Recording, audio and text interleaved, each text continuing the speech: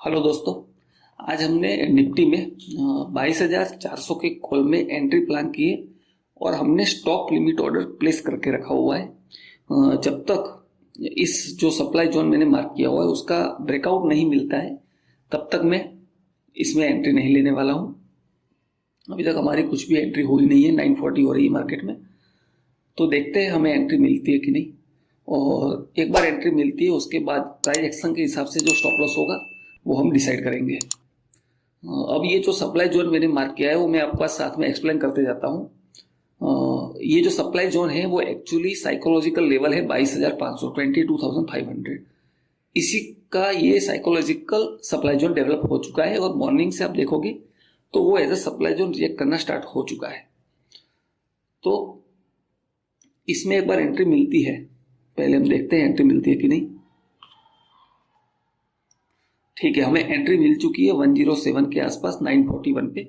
अब सबसे पहले मैं यहाँ पर स्टॉप लॉस प्लेस कर लेता हूँ। अभी मैं 90 कर रहा हूँ लेकिन मेरा जो स्टॉप लॉस है इसमें मैंने कंफर्मेशन के ऊपर थोड़ा हाई पे एंट्री किया है, क्योंकि इस केस में क्या होगा, कंफर्मेशन हो जाता है तो हमें उसमें 2-3 पॉइंट एक्स्ट्रा स्टॉप लॉस लेना पड़ता है, लेकिन कंफर्मेशन भी हमें साथ में मिलती है। अब प्रॉब्लम क्या है इसमें, निफ्टी जो स्पॉट का चार्ट है वो साइकोलॉजिकल लेवल 22,500 को क्रॉस नहीं कर पा रहा है अभी, और प्रीमियम में मोमेंटम स्लो हो रहा है और आज एक्सपायरी भी है।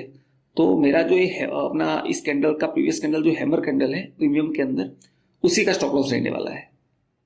उससे ज्यादा मैक्सिमम, क्यों maximum stop loss, price action सही होते हुए भी एक्सपायरी के दिन आपको थीटा डीके का सामना करना पड़ सकता है।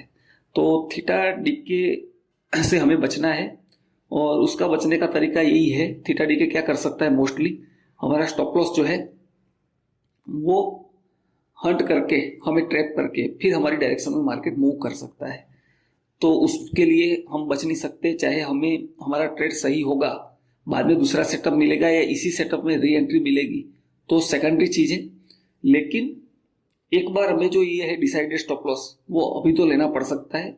अभी मैंने 90 पे रखा है लेकिन 88 तक स्टॉप लॉस जो है वो मेरा स्टॉप लॉस जो है वो अपने को लेना पड़ सकता है। यहाँ पर 88 ये पॉइंट जो हैमर का लो है वो, तो देखते हैं हमें स्टॉप लॉस लेना पड़ता है या क्या, क्योंकि जो रिजेक्शन दिख रहा है मुझे सप्लाई जोन से वहाँ स्टॉप लॉस हमारा हिट हो सकता है। तो एक बार तो हम रूल के हिसाब से स्टॉप लॉस लेके एग्जिट करना पड़ेगा, या अगर यहाँ से डेवलप हो जाता है ट्रेड, लेकिन मुझे दिख नहीं रहा है यहाँ से डेवलप होता हुआ, तो वेट एंड वॉच देखते हैं। हमें stop loss almost stop loss के पास है हम। ठीक है, यहाँ पर हमारा स्टॉप लॉस हो चुका है और 107 पे हमारी एंट्री हुई थी और जो प्राइस एक्शन के हिसाब से जो डिसाइडेड स्टॉप लॉस था वो स्टॉप लॉस हमारा हिट हो चुका है और हमें आज जो टोटल इसमें लॉस हुआ है 300 क्वांटिटी के हिसाब से वो 5,700 का लॉस है। अब एक्सपायर के दिन में मुझे पता है कि यहाँ से मार्केट ट्रैप करके अपसाइड में जा सकता है स्ट्रांगली, लेकिन उसको देखते हुए मैं ट्रेड नहीं कर सकता। मैं ट्रेड करूंगा इसमें, पुट के प्रीमियम्स भी देख रहा हूँ मैं दूसरे डिस्प्ले पे, जहां पर पुट के साइड जाने का मेरा कुछ भी अभी वैलिड रीजन यहाँ डेवलप होता हुआ नहीं दिख रहा है मुझे। मैं वैसे तो मैं नॉर्मल डे होता तो यहाँ एंट्री कर लेता मैं 2 पॉइंट के स्टॉप लॉस के साथ, लेकिन मैं आज नहीं कर सकता। आज इसलिए नहीं कर सकता, 2 रीजन है। जो हमारा रीजन था सप्लाई जोन 22,500 उसका भी ब्रेकआउट नहीं हुआ है, और जो अपना आज एक्सपायरी भी है, नॉर्मल डे भी नहीं है। इसीलिए मैं यहाँ पर अगर एंट्री भी लेनी होगी री एंट्री तो 107 पे जहां एंट्री हुई थी वहीं पर प्लान करूंगा, फिर से ऑर्डर प्लेस करूंगा अगर बाइंग दिखता है। जैसे बाइंग दिख रहा है और मैं इन दोनों के बीच में थोड़ा प्लेस रख देता हूँ ताकि अगर बड़ा मोमेंटम आना हो तो मेरा ऑर्डर मिस ना हो। अब देखो मैंने री एंट्री यहाँ पर क्यों नहीं करी, क्योंकि आज एक्सपायरी। कई बार क्या होता है, अगर एंट्री नहीं मिलनी होगी ना तो हमें एंट्री मिले बिना मार्केट नीचे ड्रॉप हो सकता है। तो इसी कंफर्मेशन का ये हमारा कोई दूसरा ट्रेड नहीं, वही ट्रेड है, बस हमारा स्टॉप लॉस हंटिंग हुआ है। और वो क्यों हुआ है, वो थीटा डीके की वजह से हुआ है। और मार्केट देखोगे आप अभी भी साइकोलॉजिकल लेवल जो है 22,500 का उसको ब्रेक नहीं किया है, तो इसीलिए मैंने अभी एंट्री नहीं ली है। तो मुझे थोड़ा कंफर्मेशन मिल जाए तो अब एक्सपायरी के दिन क्या फास्ट मोमेंटम आ सकता है, तो अगर फास्ट मोमेंटम आएगा तो मुझे एंट्री मिल जाएगी। और इसके अंदर भी मेरे को स्टॉप लॉस पहले तो प्राइस एक्शन के हिसाब से देखना पड़ेगा, जो फिर देखो अब हमें एंट्री मिल चुकी है। अब जो ये अपनी एवरेज बाइंग प्राइस आई है ना, जो 126 हो चुकी है, क्योंकि हमारा 5700 का इसमें लॉस है ऑलरेडी। तो जब तक हम 126 तक नहीं पहुंचेंगे तब तक हमारा जो लॉस है, तब तक हम लॉस में रहने वाले हैं। इसलिए ये जो बाइंग की प्राइस थी 107 पे ही एंट्री की है मैंने, लेकिन वो लॉस को एडजस्ट करके जो बाइंग की प्राइस है वो अप साइड में मूव हो चुकी है। अब इसमें मैं स्टॉप लॉस क्या लूंगा, फिर से आप देखो स्पॉट के अंदर स्ट्रांगली मेरा मानना है कि यहां से कॉल साइड मोमेंटम आ सकता है। लेकिन कॉल साइड मोमेंटम कैसे आता है वो एक्सपायरी थीटा डीके के ऊपर डिपेंड है पूरा। तो यहां मुझे आईवी ब्लास्ट देखने को मिल जाए तो बहुत अच्छा है, लेकिन जो मोमेंटम आप देखोगे, जो अभी स्पॉट की कैंडल है वो वहीं पर है और प्रीमियम का कैंडल जो है वो डीके हो रहा है, यही है थीटा डीके। आपका स्पॉट का प्रीमियम, स्पॉट का जो प्राइस है वो वहीं पर ट्रेड कर रहा है और प्रीमियम का प्राइस जो है वो नीचे की तरफ ड्रॉप होना शुरू हो चुका है। ये क्यों हो रहा है, क्योंकि आज प्रीमियम का कॉन्ट्रैक्ट जो है वो एक्सपायर होने वाला है। तो फिर से मैंने री एंट्री करी है, उसका मतलब ये नहीं कि मैं अभी एग्जिट कर जाऊंगा, नहीं, मैं स्टॉप लॉस के लिए वेट करूंगा। वैसे स्टॉप लॉस जो हमारा है ना, इसमें हमारा स्टॉप लॉस अभी भी डाउन की तरफ है, लेकिन इस कैंडल से ज्यादा मैं 1-2 पॉइंट का बफर इसके नीचे रखूंगा मैक्स टू मैक्स। उसके बाद मैं इसमें स्टॉप लॉस ज्यादा नहीं लेने वाला हूं, क्योंकि एक्सपायरी के दिन अगर आप स्टॉप लॉस ज्यादा लोगे, ये मेरा फाइनल स्टॉप लॉस रहेगा 90, क्योंकि इस बार मैं 88 का भी वेट नहीं करने वाला हूं। क्योंकि मार्केट अगर यहां से साइडवेज हो गया तो प्रॉब्लम है, यहां से बाइंग नहीं दिखे तब तक मुझे इस ट्रेड में कॉन्फिडेंस मेरा लो है। अब देखोगे तो स्पॉट के अंदर अपना स्टॉप लॉस नहीं हिट हुआ है, लेकिन प्रीमियम के अंदर हमें स्टॉप लॉस अगर यहां से बाइंग नहीं आती है, और अगर बाइंग यहां से आती है तो मैं और मूव करूंगा स्टॉप लॉस को अप साइड में, और मेरा रिस्क जो है वो कम करने की कोशिश करूंगा, थीटा डीके से बचने की कोशिश करूंगा। तो स्पॉट के अंदर जो मेरा स्टॉप लॉस है वहीं पर मार्केट का अभी जो प्राइस है वो प्रीमियम का ट्रेड कर रहा है। तो इस स्टॉप लॉस को मैं और ऊपर अभी 90 पे जो है उसको मैं और ऊपर ले जाने की कोशिश करूंगा जितना हो सके उतना, क्योंकि यहां से रिस्क मुझे मिनिमाइज करना है। अब देखोगे आप तो ये सिर्फ और सिर्फ थीटा डीके की वजह से दोबारा स्टॉप लॉस हंटिंग होने की कोशिश की है, और मेरे सिर्फ और सिर्फ रिस्क मैनेजमेंट के हिसाब से स्पॉट को देखते हुए स्टॉप लॉस ट्रेल किया था, और बाय चांस हमारा स्टॉप लॉस जो है वो हिट होने से बच गया है, तो ये अच्छी बात है। और इसके पीछे इतना बड़ा कोई लॉजिक नहीं है कि मैंने यहाँ पर स्टॉप लॉस क्यों प्लेस किया है। मैंने जस्ट स्पॉट का चार्ट देखा है, क्योंकि मैं आपको कुछ गलत तरीके से बता के वो नहीं बताना चाहता कि देखो अब अपना ट्रेड, चलो अच्छी बात है, ये हमारा सेकंड ट्रेड है, पहले ट्रेड में लॉस है, और वो लॉस तब तक अपना लॉस में ही हम पोजीशन है हमारा जब तक प्राइस 126 के आसपास नहीं पहुंचती है।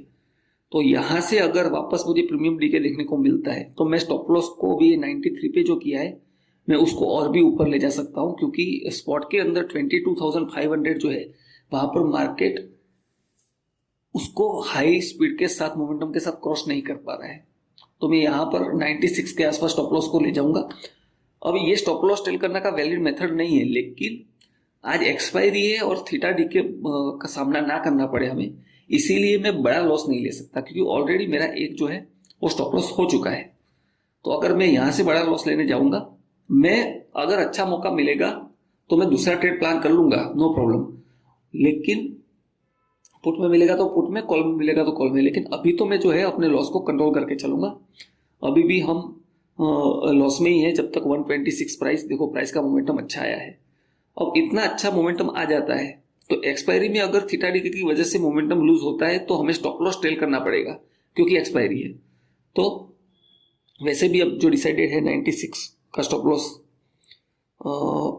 अगर आईवी ब्लास्ट होना होगा तो तेज मोमेंटम आ सकता है। मोमेंटम वैसे देखा जाए तो थोड़ा स्लो है मार्केट में, क्योंकि इतना मार्केट रुकता नहीं है।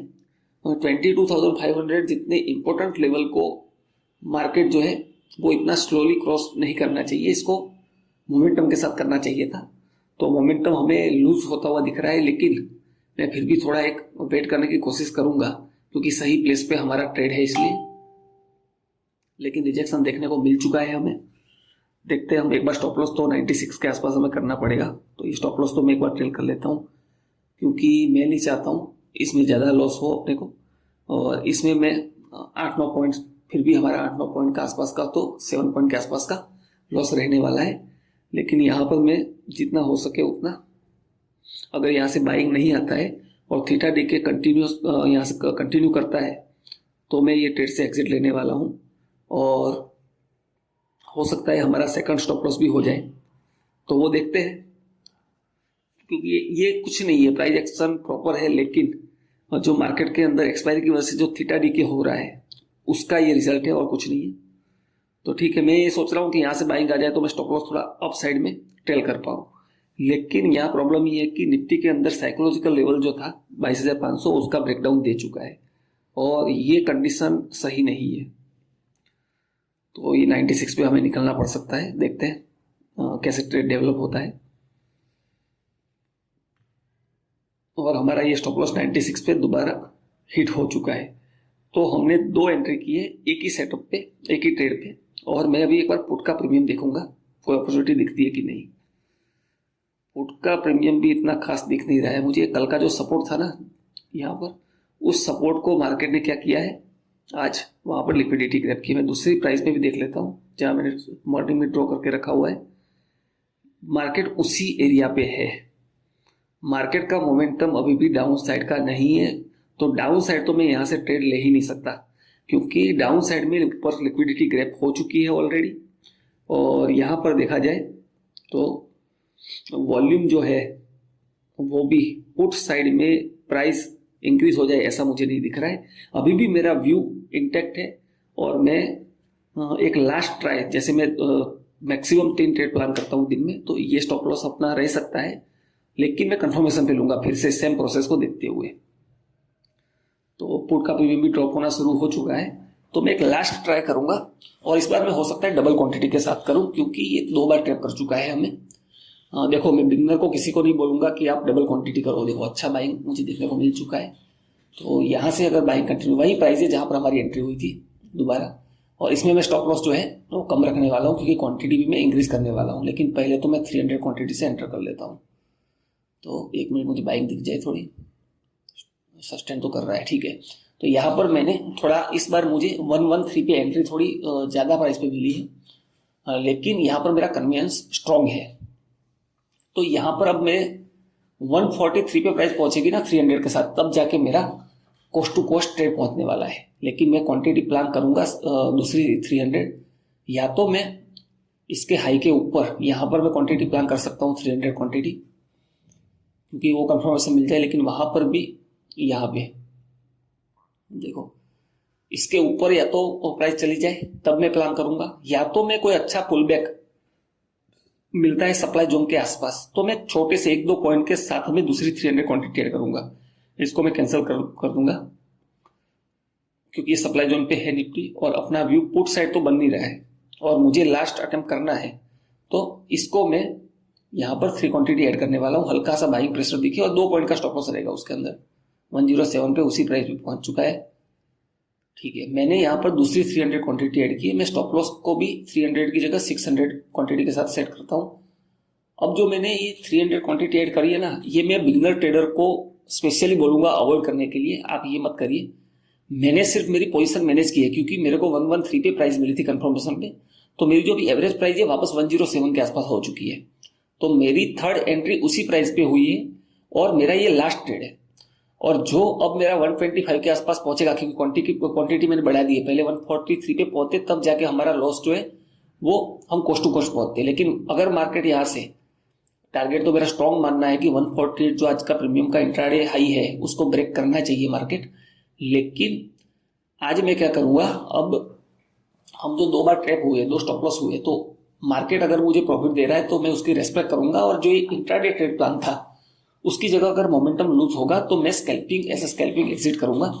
लेकिन एटलीस्ट मैं इसको 600 क्वांटिटी है, तो स्टॉप लॉस तो मैं अभी जो हमारी एंट्री हुई थी 107 के आसपास, उससे नीचे में ट्रेल नहीं, ये जो स्पॉट के अंदर है अपना सप्लाई जोन, उसके नीचे में होल्ड नहीं करने वाला हूँ। और चाहे मुझे लॉस लेना पड़े तो मैं इससे, आज हो सकता है हमारा आज लॉस डे हो, तो कभी कभी लॉस भी हो सकता है। 100% प्रॉफिट कभी रोज कर पाए लोग, ये पॉसिबल नहीं है। तो देखता हूं इसमें हमारा स्टॉप लॉस हिट होता है या हम इस बार अपनी एनालिसिस पे बिलीव करते हुए एक अच्छा टारगेट बुक कर पाते कि नहीं। क्योंकि अभी मेरी 600 क्वांटिटी है, 107 पे एंट्री है। लॉस तो मेरे को इसमें ज़्यादा नहीं होने वाला है, 2-4 पॉइंट का लॉस हो सकता है मैक्सिमम, क्योंकि मेरा एवरेज बाइंग 107 है और प्राइस अभी 111 चल रही है, 111। तो अगर यहाँ से बाइंग जैसे दिखने को मिल रही है मुझे, तो मैं कोस्ट टू कोस्ट एग्जिट करूंगा, लेकिन इसमें लॉस नहीं लेने वाला हूँ। क्यों ऐसा कर रहा हूँ? क्योंकि रिस्क मैनेजमेंट को देखना बहुत ज़्यादा इंपॉर्टेंट है। ठीक है, तो जब तक ये सप्लाई जोन के ऊपर है निफ्टी में, तब तक मेरा कॉन्फिडेंस जो है इसमें ट्रेड में बना हुआ है। क्योंकि पुट साइड में मैं दूसरे चार्ट पे देख रहा हूँ, यहाँ पर दूसरी डिस्प्ले पे पुट साइड में जो सेलर की एंट्री हो चुकी है, मुझे ऐसा लग रहा है देखने पे। तो फिलहाल तो हम पुट साइड में तो कोई एंट्री प्लान नहीं कर सकते। ठीक है, चलो बाइंग दिख रही है, अब हम उसको क्या बुक कर पाते हैं। देखो अच्छा स्ट्रॉन्ग बाइंग आया हुआ है। अब मुझे मोमेंटम जहाँ भी लूज फील होगा वहाँ पर एग्जिट करूँगा। क्यों? क्योंकि मेरे को मार्केट में ज़्यादा ट्रैप नहीं होना है। ठीक है, हम प्रॉफिट में आ चुके हैं। जो हमारा लॉस था वो ऑलमोस्ट, अब यहाँ से मेरे को मार्केट में प्राइस ड्रॉप होता हुआ नहीं दिखना चाहिए, क्योंकि स्कैल्पिंग के हिसाब से हमारा टारगेट पहुंच चुका है। हमें ऑलमोस्ट 20 पॉइंट के आसपास हमें मिल रहा है।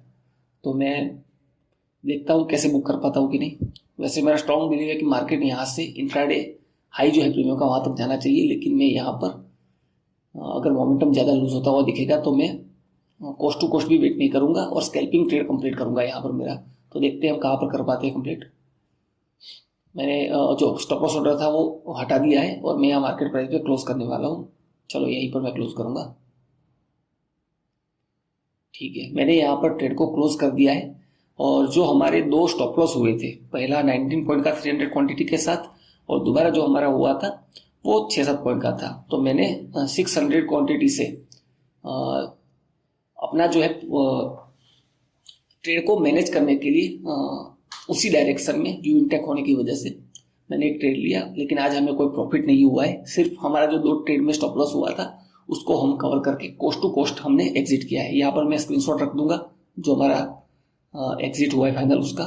और होप आपको समझ में आया होगा कि कभी कभी आप मार्केट में सही होने के बावजूद प्रॉफिट हमें नहीं हो पाता है, तो कोई बात नहीं, हम मंडे को ट्राई करेंगे। नई लर्निंग के साथ नया वीडियो में अपलोड करूंगा। तो आपको समझ में आया होगा कि एक्सपायरी के दिन थीटा डीके कैसा होता है और हम सही होने के बाद भी कभी कभी प्रॉफिट नहीं कर पाते। अब मार्केट चाहे यहाँ से कहीं भी चला जाए, लेकिन मेरा रूल के हिसाब से 3 एंट्री कंप्लीट हो चुकी है और मैंने 600 क्वांटिटी की थी, लेकिन 20 पॉइंट कैप्चर किए। तो ऑलमोस्ट 30 पॉइंट के अंदर 40 पॉइंट के आसपास काउंट होता है। तो ठीक है, मिलते हैं एक नए वीडियो में नई लर्निंग के साथ।